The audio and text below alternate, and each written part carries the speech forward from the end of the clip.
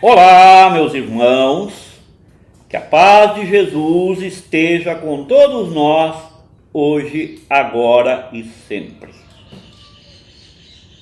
Sou Hélio Bisso, expositor espírita e palestrante e presidente da Associação de Estudos Espíritas Nosso Lar, Salto, São Paulo. Este vídeo é para o canal Servir Ponto de Luz. Se você está procurando a nossa programação e tem o Facebook, é só você digitar Centro Espírita Nosso Lar Salto e a programação fica lá permanentemente. O tema é: você está em forma?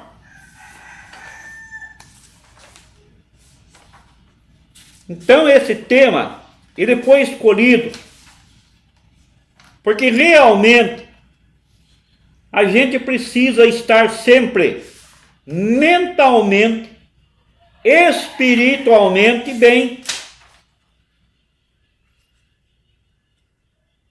E é nesse sentido que a gente fala. Porque não adianta eu estar meio bem, não existe meio bem. Ou estou bem ou não estou bem. Então nessa pergunta, a gente vai dizer o seguinte: fazes bem a ti mesmo, não aos outros. Humberto Roden. Porque se você não se amar, quem é que vai te amar?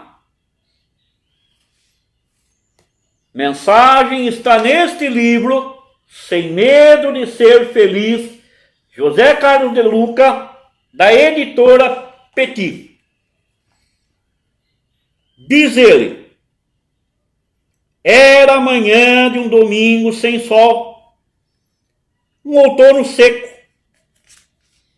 Eu acordei, dei uma olhada no jornal, mas nenhuma notícia nova.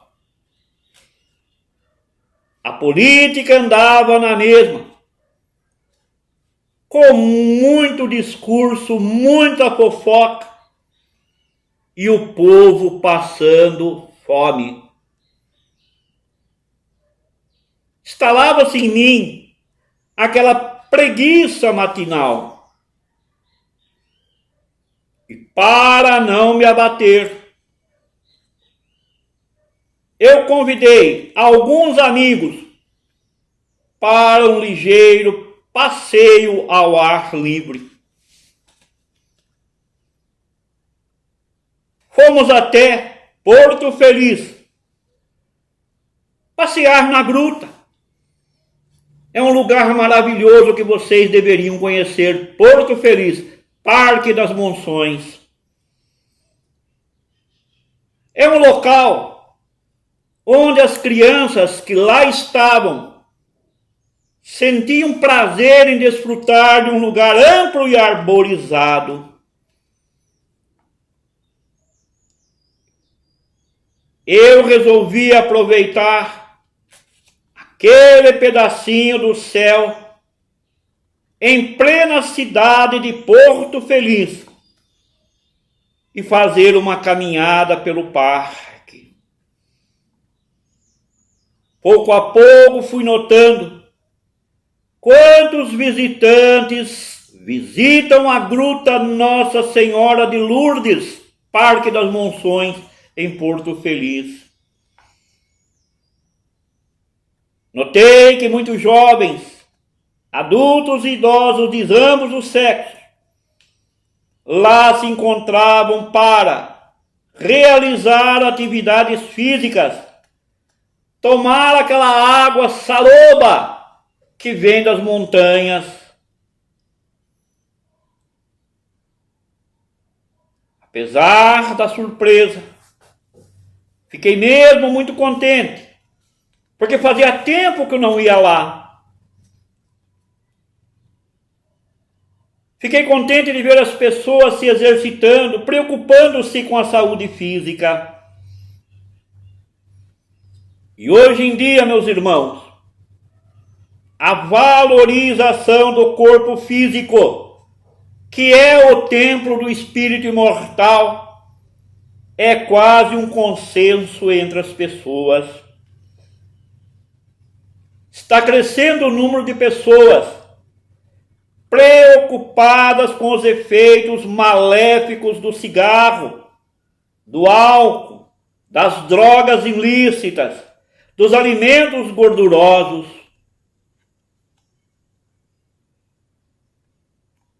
Lá nesse parque, meus irmãos, eu notava o esforço físico das pessoas para manter a forma.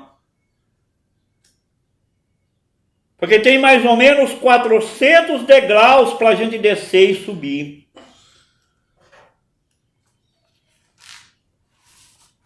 Eu acho engraçado, meus irmãos, que todo e qualquer programa de emagrecimento ou modelagem física exigirá de cada um de nós muito trabalho, disciplina, esforço e fechar a boca especialmente. São horas e horas dedicadas à bicicleta ergométrica, à esteira, às caminhadas, às braçadas na piscina muitas vezes, aos levantamentos de peso e etc. Poderia eu dizer, sem sacrifício, sem dor, ninguém consegue entrar em forma. Este é um desafio para vocês, obesos, como eu. Recordei-me das minhas primeiras aulas de futebol de salão e das dores sentidas em todo o corpo por causa da competição, que é bastante corrida. Claro, meus irmãos, que tudo isso é muito bom, é muito saudável, mas demonstra também tristemente que as pessoas estão dando mais atenção ao corpo físico do que ao espírito imortal. A partir de agora eu gostaria de conversar com todos que me assistem sobre uma outra raridade de beleza. Você já sabe qual é? É a nossa beleza espiritual. Você já pensou nisso? Se não pensou, comecemos a partir desse instante a trocar algumas ideias sobre esse tão importante assunto. A maioria do ser humano sabe que foi criado à imagem e semelhança de Deus em espírito. Isso está na Bíblia, mais precisamente no livro número 1 da Gênesis. Portanto, todos nós temos em cada um de nós um atributo da divindade. Isso quer dizer, a nossa essência é a mesma que de Deus. Não poderia ser, portanto, diferente, já que Deus é o nosso Pai, conforme Jesus nos ensinou na oração dominical proferida no Sermão da Montanha. Mas por que será que tantas pessoas não aparentam essa beleza? Porque a maioria do ser humano não está trabalhando essa condição espiritual. Porque ele está ignorando o ser transcendente que somos. Somos um espírito imortal tendo uma experiência física reencarnado na Terra.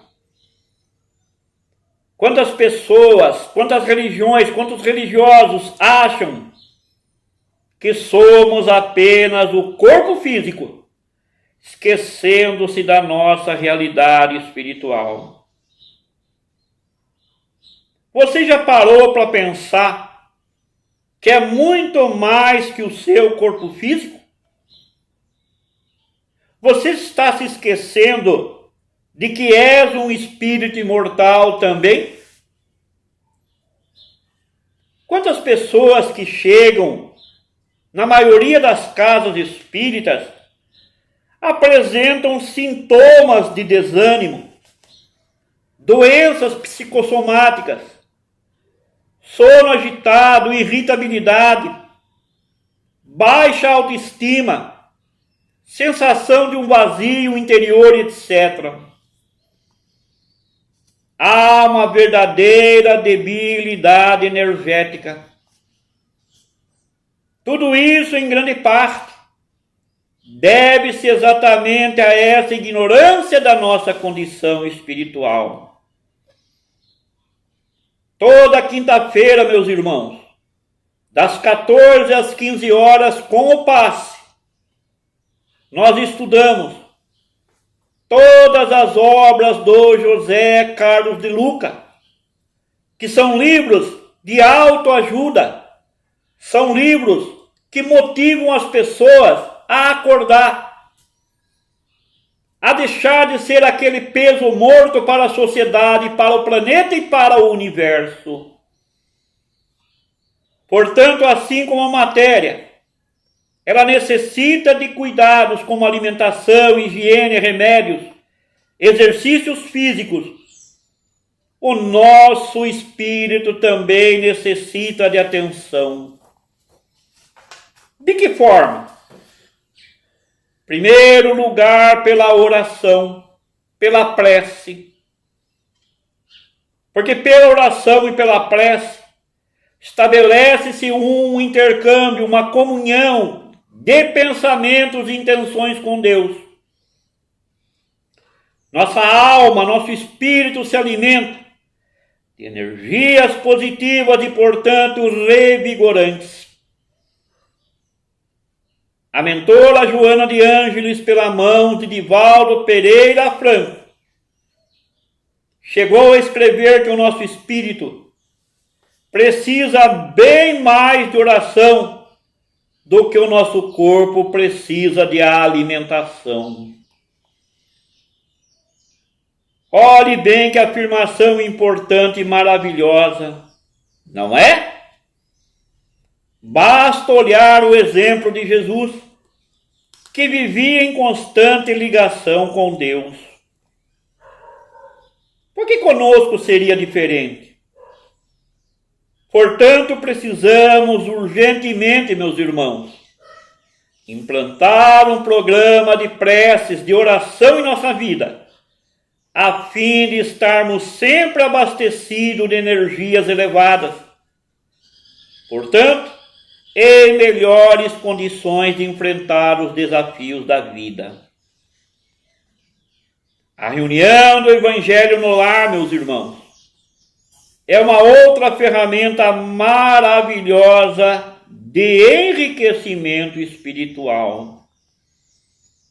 Jesus de Nazaré foi o grande incentivador dessa prática no lar, tendo ele mesmo instituído o primeiro evangelho no lar na casa de Simão Pedro. Era o que Jesus mais gostava de fazer. Conversar, dialogar com os amigos, com as pessoas, andando de casa em casa. Realizando, portanto, o evangelho no lar, rememoramos essa saudosa vivência do Cristo, tendo a certeza que Ele também estará em nossa casa para aquela conversa amiga, trazendo-nos sempre equilíbrio, ensinamentos fortalecedores do nosso espírito. Quer melhor companhia que essa? Procure informar-se no seu centro espírita sobre como realizar essa agradável reunião. A meditação também, meus irmãos, é um fator importantíssimo para a nossa saúde espiritual. Neste mundo tão neurótico, de tanta correria, é muito importante para nós, todos os dias, que paremos para meditar, ainda que por alguns minutos. Fazendo a meditação, nós vamos conhecer principalmente quem realmente somos. Vamos nos descobrindo, porque muitas vezes nós mesmos desconhecemos quem somos. Você já se conhece, meu irmão? Acredito que não. Nós sabemos muito dos outros, mas quase nada sabemos de nós mesmos. Portanto, devemos enfrentar cara a cara, sem medo e sem culpa. Conhecer, portanto, quem somos, o que estamos fazendo na vida, o que queremos dela, o que poderemos dar a ela de bem, de positivo em troca. Com a meditação, meus irmãos, é um momento sublime de esvaziarmos-nos das coisas do mundo físico, entrarmos em contato direto com a nossa essência espiritual. É nesse momento de meditação que nós entramos em plenitude espiritual de conforto, de um profundo bem-estar. Um outro recurso valioso para o fortalecimento do espírito é a leitura edificante. Nós temos aqui, na Associação de Estudos Espíritas Nosso Lar, mais de 5.000 títulos de livros para empréstimos. Para se tornar associado da biblioteca, basta frequentar ou trazer um documento de identidade, um documento que mostre aonde você reside. Você pode tirar um livro a cada 15 dias, ou 2 por mês, você tem 15 dias para lê-lo. Se não conseguir, pode renovar. Não há preferência de religião, não, meus irmãos. Porque a verdadeira religião está na atitude de cada um de nós, e não no ritualismo que teimamos em praticar ainda. Quanto não se aprende com um bom livro espírita especialmente, não é verdade? Um grande avatar dizia que o livro é um presente de amigo, mas o livro espírita é um presente de irmão. Temos mais ou menos 3.000 títulos de livros para venda. Facilitamos, parcelamos, queremos que as pessoas se esclareçam à luz do Evangelho. Quantas pessoas dizem que não têm tempo para ler, o que eu não acredito.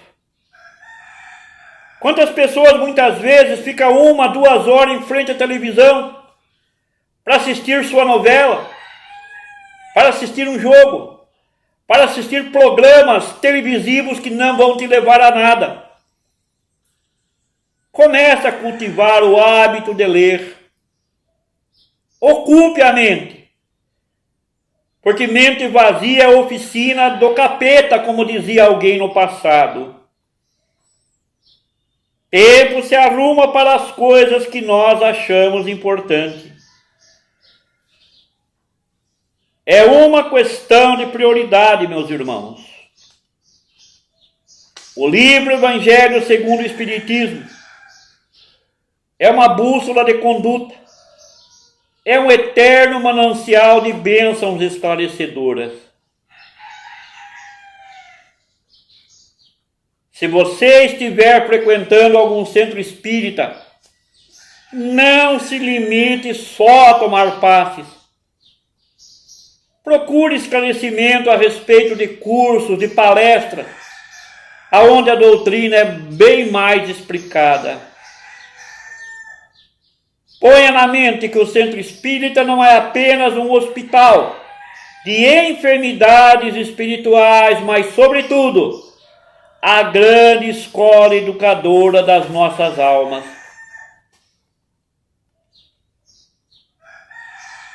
Para completar, vamos lembrar da famosa oração de Francisco de Assis, que dizia: ó Mestre, fazei com que eu procure mais consolar que ser consolado, compreender que ser compreendido, amar que ser amado. Pois é dando que se recebe, é perdoando que se é perdoado e é morrendo que se vive para a vida eterna. Então, meu irmão que está me assistindo neste momento, embeleze o teu espírito imortal nas academias da vida. Busque fazer caminhada nos morros, nas favelas, a fim de ajudar e amparar nossos irmãos mais necessitados. Se você preferir, caminhe e corra, exercite-se. As inúmeras crianças carentes, visite-as. Elas estão nos orfanatos sem qualquer companhia. Disse-me que para enxugar a lágrima dos outros, pois as minhas seriam enxugadas por Deus. Foi o aconselhamento que a espiritualidade repassou a Chico Xavier, ele entendeu, compreendeu e vivenciou.